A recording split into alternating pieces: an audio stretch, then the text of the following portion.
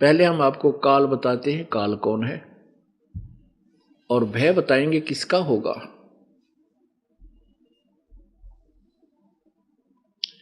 ये काल, इसको ब्रह्म भी बोलते हैं, ब्रह्म, काल ब्रह्म। इसको ज्योति निरंजन भी कहते हैं, इसी को क्षर पुरुष भी कहते हैं, ये इसके उपमात्मक नाम है।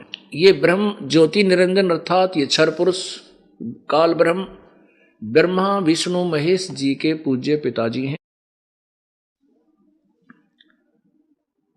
और दुर्गा इसकी पत्नी है, यानी ब्रह्मा विष्णु महेश की माता है। ये प्रकृति शेरां वाली माता।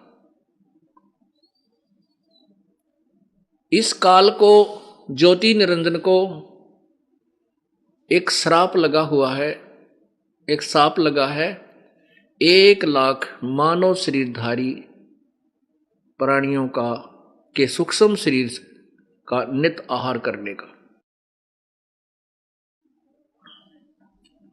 ये स्थूल शरीर खाने का नहीं है काल के लिए। जैसे बादाम के ऊपर एक छिलका होता है, वो छिलका खाने का नहीं होता, उसके अंदर जो गिरी है वो खाई जाती है। ये केवल ये एग्जाम्पल है। इसी प्रकार ये स्थूल शरीर ऊपर तो एक कवर है, इसके अंदर एक सूक्ष्म शरीर है, और सूक्ष्म शरीर के अंदर हम जो जीवन भर जो भी खाना आहार करते हैं, चटपटे भोजन खाते हैं या कोई अन्य प्रकार के पदार्थ प्रयोग करते हैं, सेब संतरे काजू, उसका कुछ अंश सूक्ष्म शरीर के अंदर वासना रूप में समा जाता है। ऐसा कुछ इस काल ने व्यवस्था की हुई है। 1,00,000 मानव शरीरधारी प्राणियों को ये नित मारता है, और फिर उन सूक्ष्म शरीर को ऊपर अपने 21वें ब्रह्मांड में एक बहुत बड़ा तवा है, तवा जिसको तई बोलते हैं, वो पत्थर का तवा है, पत्थर की टुकड़ी है, पत्थर शिला बोलते हैं उसको, तपत शिला। वो तपत शिला स्वतः गर्म रहती है ऑटोमेटिकली। 1,00,000 प्राणी सूक्ष्म शरीर सहित उसके ऊपर ऑटोमेटिक जाकर गिर जाते हैं प्रति, और वहां पर वो तड़फते हैं। जीव मरता नहीं,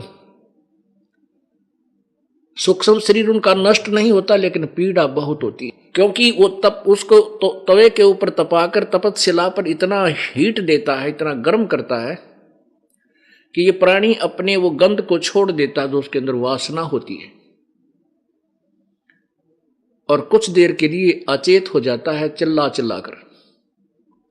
फिर इस काल भगवान ने एक ऐसी सिस्टम बनाया है, ऑटोमेटिक पावर से, अपनी पावर से, शक्ति से उनको वहां से उठा देता है, उड़ा देता है। फिर वो ठंडे क्षेत्र से होते हुए आते हैं, फिर होश में आ जाते हैं और धर्मराज के पास फिर अपना अकाउंट कराते हैं। फिर वो सभी प्राणी आकर के धर्मराज के दरबार में लाइन लगा लेते हैं, और वहां पर इनकी ऑटोमेटिकली कैलकुलेशन तैयार मिलती है, इतने शुभ इतने अशुभ तेरे इस जीवन के, इतने पुण्य इतने पाप, और तेरी जूनी ये होगी भविष्य की, गधा बन, कुत्ता बन, सुअर बन, मनुष्य, चाहे पुनर्जन्म मनुष्य का भी हो सकता है, एक आध जो पुण्य ज्यादा होंगे। उधर से उस मानव 1,00,000 मानव शरीर के अंदर से निकले हुए गंध को ये काल आहार करता है। पुण्यात्माओं, जैसे एक व्यक्ति बकरा खाता है, मुर्गा बनाकर खाता है, मुर्गे की जान जाती है, वो उंगली चाट कर स्वाद लेता है। यही प्रोसीजर यहाँ के भगवान इस ब्रह्म का है, जो 21 ब्रह्मांड का स्वामी है। अब काल का उदाहरण देते हुए प्रभु ने बताया है, कबीर परमेश्वर ने अपनी प्यारी आत्मा धर्मदास जी को, कि धर्मदास इस काल को ऐसा जानो जैसे कसाई बकरे पालता है, उन बकरों के लिए वो सभी सुविधा देता है, तालाब भी बनाता है, उनके ऊपर छाया भी बनाता है, उनकी गर्मी सर्दी और ओलों से बरसात से बचने के लिए ऊपर शेड बनाता है, झोंपड़ी डालता है, या लोहे का शेड टीन का बनाता है, उनके चारे की व्यवस्था करता है।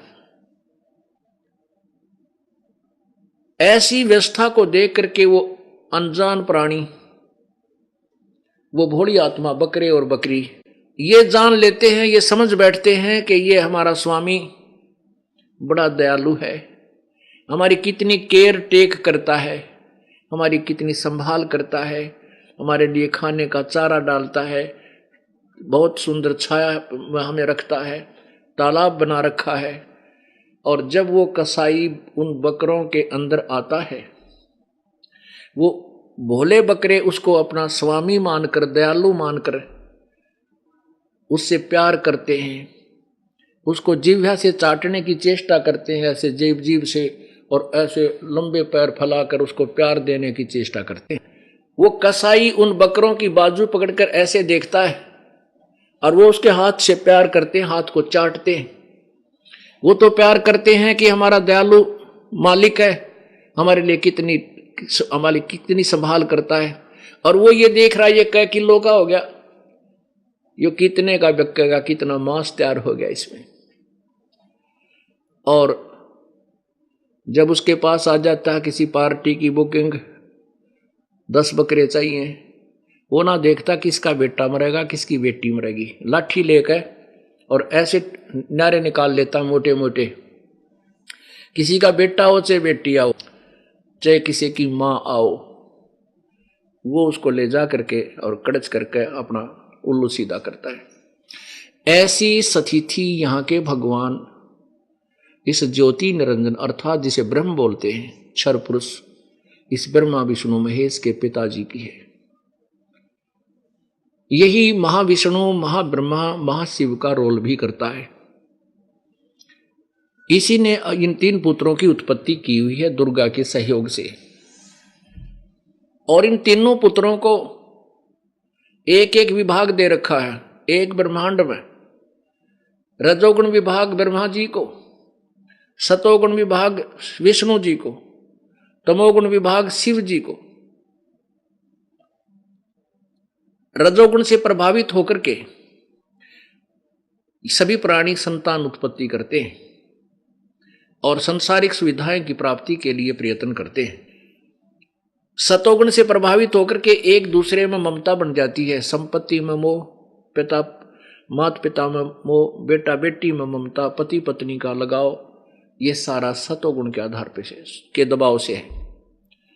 और फिर तमोगुण, ये भगवान सतगुण जो है विष्णु जी के कारण, विष्णु जी के गुण सतोगुण के कारण ये प्राणी एक दूसरे से यहाँ जकड़ा हुआ है। और तमोगुण के कारण ये एक दूसरे को काट डालते हैं, कतले आम कर देते हैं। ये संहार का कार्य भगवान शिव तमोगुण करता है।